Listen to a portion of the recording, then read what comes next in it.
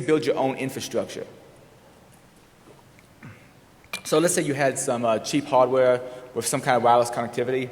You could spread these nodes out across the geographical location and basically have messages bounce around in them. So this host may forward a message for this host to here, to here, to here, to here, and eventually get it out on the public internet in some way. Now, depending on the location, though, and the type of message you're trying to get out, you may not necessarily be able to be fully integrated at all times and get a message out. So there's also things like store and forward, where essentially someone creates a message, and let's say you made a client for phone systems, where, okay, this person's trying to get a message out, they do the message and they carry it around in their pocket. Whenever their phone comes in reach of another phone that can send the message out, it passes it along, store and forward, until eventually it can get to a place where that message gets out. Now, obviously, we're not talking about low latency protocols like HTTP for this, but for an email, just trying to get an email out of a country, the store and forward method might very well work. So I'd be interested in seeing more work on mesh networks and easily deploying them to get around problems where people do complete blocking of the internet. All right, for more info on mesh networks, I got a few resources for you. I don't know of any clear front runners saying this is the technology we'd be able to use to quickly and cheaply deploy a bunch of nodes in the mesh network. Wikipedia has a few entries, of course. Also, there's the Village Infrastructure in a Kit Alpha project you might want to check out. And maybe some of you have heard about the whole Internet in a Suitcase project.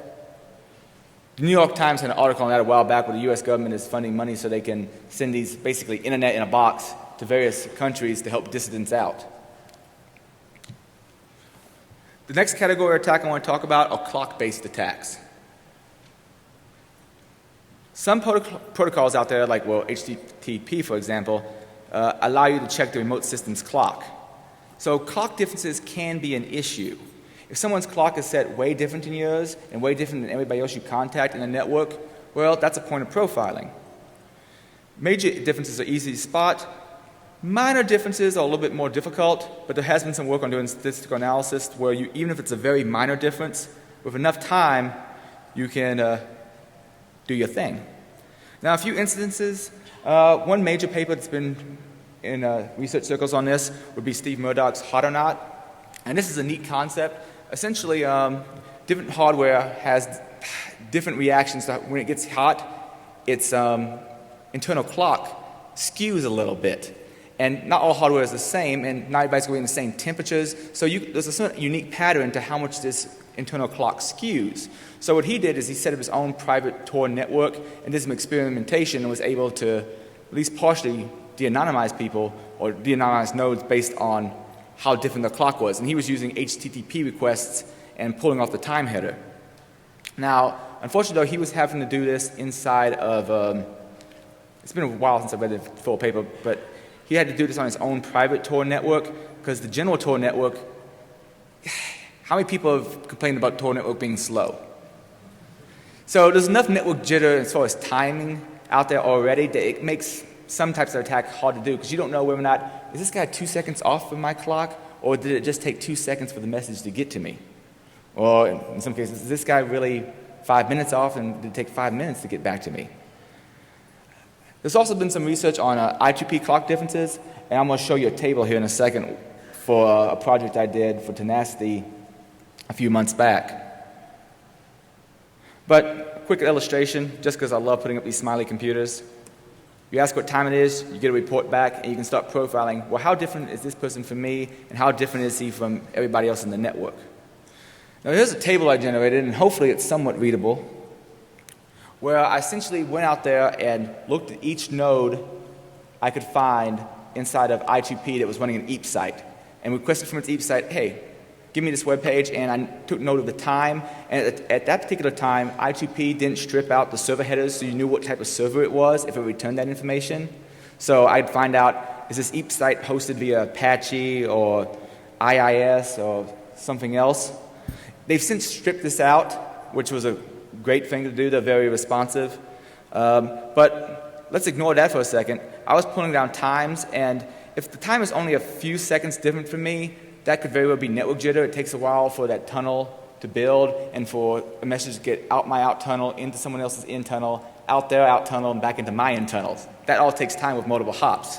So a few seconds, that probably isn't significant. However, when someone's almost a minute different than me, and I found an IP address on the public internet that I knew was using I2P that was about the same difference, I have a good idea, especially when I find out that the web server software is the same, that those are probably the exact same box. The reason I could know the IP addresses of the people who are using I2P is I basically scraped that distributed hash table for, all right, give me all the IPs of anybody who's using this. And I'd sit there and wait for a while and log them and log them and log them. And basically go out there and, well, this next graphic should illustrate that better. I'll do it in a second. Let's see. These attacks can be kind of hard to pull off from the standpoint, actually I don't illustrate it in this one, pardon me. Essentially, what I did was basically query all those websites inside of I2P via the each site address, find out the time difference, then queried all those IP addresses, see if they were running a web server, find out its time difference, and started correlating them. Now, some of these attacks, there's actually inadvertent mitigations in there already. By their very nature, mixed nets are going to be slower than the public internet because you have to hop through multiple proxies to be able to get anywhere. So that little bit of timing jitter can obfuscate those clock differences. Also, setting your clock to a reliable NTP server will probably help. Some protocols actually have stuff in place already to try to synchronize timers. For instance, I2P does a lot of work to try to make sure that its internal clock is set appropriately, but I2P's internal clock isn't necessarily used to set the web server software that you're hosting from, so it only goes so far. Back to the NTP server thing, I specifically outlined that it has to be reliable, because if it's not reliable, well, using an NTP server that's reliably 3 minutes off is still a point of profiling. Another class of attack that I think is fascinating is attacks in metadata, using metadata to profile people. Now, data, first of all, who all knows what metadata is? All right, I'm preaching to the crowd then. Metadata is essentially data about data. All sorts of examples out there. If you look at a PDF, it might be embedded in who the author it was. Same thing for a Word doc. Then there's things like EXIF data that's inside of JPEGs that might give you information like GPS coordinates. Lovely stuff. Way too many to possibly name. And in some older formats of Office docs, they'd actually embed a MAC address in your Word doc. Now that's good profiling right there. But that's been a while. I think that was Office 97 that did that. Now I don't know if anybody who's actually been de-anonymized inside of a darknet because of metadata, but it's easy to see how someone could be. Let's say you're hosting some site inside of I2P or Tor, you have a bunch of PDFs on it, someone can start looking at these PDFs and going, what can I find out about the person who offered it? But to give you some examples of where people have been pwned by metadata, Kat Schwartz is one of my favorite examples. A few years back, she took a sexy picture of herself with her head leaned back smoking, and she cropped it and posted it up on her blog so that people could look at the photo. Well, when she cropped it, the software she used didn't rewrite the EXIF data. One of the things the EXIF data actually maintains, besides just like things like GPS coordinates, if someone decides to put them in there, is, or if the application decides to put them in there, is a thumbnail. Well, when she cropped the image, the application she used cropped the main image, but did nothing to the thumbnail. So let's just say that picture goes down a little bit further than what I have up on the screen right now. Another example would be Dennis Rader, better known as the BTK killer. Way back before everybody had a computer in their home, he would taunt the police and so forth and get away with it, and they wouldn't be able to chase him down. Eventually, I think someone was writing a book on him, and he decided to start taunting the police again. So he sends like a floppy disk with a Word doc on it to the police with a taunt. Well, they look at the Word doc. I guess they right-clicked on it and looked at its properties and saw that it was offered by Dennis, and it was registered to some church. So they go visit that church, find the guy named Dennis, and they caught him.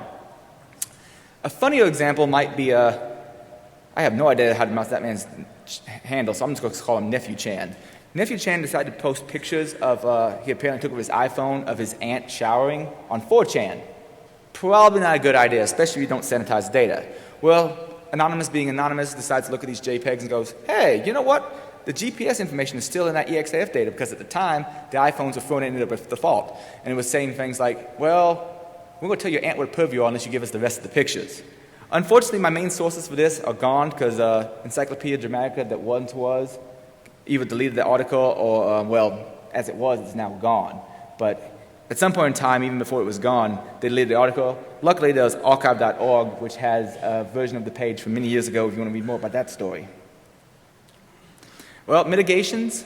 There's not a lot I can say here other than clean it out, but that varies from application to application. Make sure that your applications don't have metadata. Go into your phone. Make sure you don't have it set to store GPS coordinates and so forth. But, of course, apps vary from app to app on how well you can do this and how you do it. Local attacks. Okay, at this point, it's pretty much a lost cause, but we'll talk a little bit about them.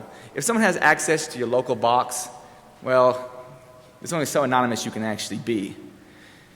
Of course, at this point, it comes down to, classic data forensics, data on your hard drive, someone looking for cached URLs, memory forensics if necessary. So to mitigate this, those are just your general anti-forensics techniques. And I have a 3-hour class out there on anti-forensics. This would be things like using a boot CD, using a boot USB, so hopefully when you shut the machine down and no one gets to the memory fast enough, or if you shut the machine down and hold it away from the person attacking you like that for a little while, you can hopefully get away with it. Though Andrew Case has been doing some work on if you find a box that is currently booted from a live CD or USB, looking at memory and being able to carve stuff and information out of that. And he has his PDF out there on the Black Hat website if you want to view it. Hopefully he'll be able to post his video sometime on his blog. Also, of course, full hard drive encryption is probably a good option. Now, on to Sybil attacks. And I asked earlier how many people had heard of Sybil attacks, and not a whole lot have in this crowd. That's because mostly you see people refer to Sybil attacks, it's usually in academia. You don't see them refer to it as much in the hacker scene. But think of sock puppets, one entity acting as many. And there's multiple reasons why someone might want to do this. This allows them to control some things, especially in systems that have a more distributed way of handling routing. They might be able to say, let's say your mixnet is based on a random walk where you randomly decide which way to go. Well, it's possible that if someone controls more of those nodes and there's some kind of peer profiling in place saying, who do you trust? Well, if I can vote, hey, I own 1,000 nodes and all of them vote, this guy is trustworthy, that's probably a bad thing. It makes a lot of other attacks easier. The more nodes that you own in the network, the easier it is to pull off traffic analysis attacks because you can see the data passing through you at more locations. So to give you an illustration of that, all these different nodes may look like they belong to different people, but if they're all controlled by the same person, he can start manipulating the network in various ways. For instance, well, in the case of I2P, the core people who are taking care of distributed hash table are, if I recall right, the flood fill routers. Well, there's only so many of these, and it's partly based on what kind of resources they have. So let's say you start controlling a large percentage of the flood fill routers, put up a lot of boxes of a lot of bandwidth, donate a lot to the network, and then all of a sudden decide to start manipulating them. Well, that would be an example of a Sybil attack. A whole bunch of nodes all controlled by one person. Now, there's no absolute fixes out there for Sybil attacks. You can make it cost more to have nodes in the network so that someone can't spin up 5,000 nodes in the network to try to manipulate it, using some kind of proof-of-work algorithm like hash cache. How many people are familiar with Bitcoin? Bitcoin, then, is a similar concept. You have cryptographical problems that are easy to check whether or not someone got them right, but hard to actually calculate CPU-wise, or take longer to calculate CPU-wise. Another mitigation that's out there, both Tor and I2P restrict peering between two nodes that are on the same /16 IP network. This is to keep you from hitting someplace and going, okay, you have a tunnel through this network, but all the ISPs in your tunnel, all the IPs in your tunnel all belong to the same ISP, and they can look at all of it. That would not be so good for anonymity. Also, central infrastructure may be somewhat more resilient to Sybil attacks, though, as I discussed earlier, it has its own issues. And hopefully better peering and profiling strategies might help to be able to